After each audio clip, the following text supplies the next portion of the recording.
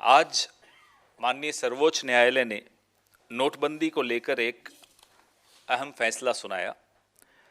ये फैसला 4-1 का फैसला था।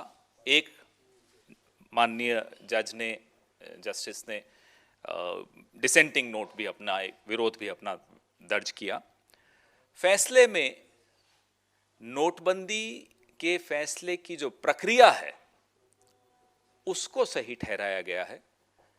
फैसले के ऊपर या फैसले के जो नतीजे निकले उस पर कोई चर्चा नहीं की, उस पर कोई निर्णय नहीं दिया। जो 1934 का आरबीआई एक्ट है उसका सेक्शन 26(2) यह फैसला सिर्फ उस पर केंद्रित था कि उसकी कोई अवहेलना नहीं हुई, उसका पालन हुआ गया। अलावा इसके माननीय सर्वोच्च न्यायालय ने न इस पर कोई टिप्पणी की कि क्या नोटबंदी से आतंकवाद कम हुआ, क्या नोटबंदी से जो करेंसी सर्कुलेशन में थी, काला धन सर्कुलेशन में था, क्या वो कम हुआ।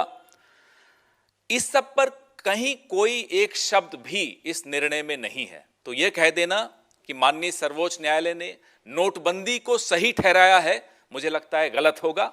नोटबंदी के फैसले की प्रक्रिया को सही ठहराया है, फैसले पर कोई टिप्पणी माननीय सर्वोच्च न्यायालय ने नहीं की है। यह स्पष्ट फर्क हम लोगों के दिमाग में रहना चाहिए। जो सुबह से चलाने की कोशिश की जा रही है सरकार द्वारा कि नोटबंदी जीत गई, नोटबंदी को सही ठहरा दिया गया माननीय सर्वोच्च न्यायालय द्वारा, यह बिल्कुल गलत है।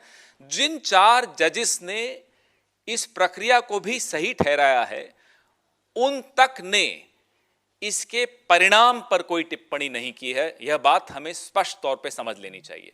हमारी आपत्ति, इस देश की आपत्ति परिणाम पर थी कि नोटबंदी से हुआ क्या, इस देश को क्या हासिल हुआ। जो एमएसएमई सेक्टर है वो तबाह हो गया, लाखों लोगों की नौकरियां गई और लोगों को जो कई लोगों की मौतें भी हुई। तो जो मुसीबतें लोगों ने झेली और आज तक जो अर्थव्यवस्था लड़खड़ाई हुई है उस पर कोई टिप्पणी किसी भी जज ने माननीय सर्वोच्च न्यायालय के आज के निर्णय में नहीं की गई है। Now I'll read it in English also. The Honorable Supreme Court has pronounced a verdict on the process of demonetization. In the verdict, the Honorable Supreme Court pronounced that Section 26(2) of the RBI Act of 1934, was it correctly applied on this decision or not? Very limited only to the process of demonetization, not the outcome of demonetization. Let's have this distinction very clear in our minds. The Supreme Court, even the majority verdict, 4-1, even out of those 4 justices, not one said anything about the outcomes of demonetization, what it did to the MSME sectors, what it did to the informal sector, what it did in terms of destroying lakhs and lakhs of employments. Nothing was opined on by the Supreme Court today in its verdicts. Let's be very clear. The majority Supreme Court verdict deals with the limited objective, limited issue of the process of demonetization, not with its outcomes. Your questions, please. Sir, BJP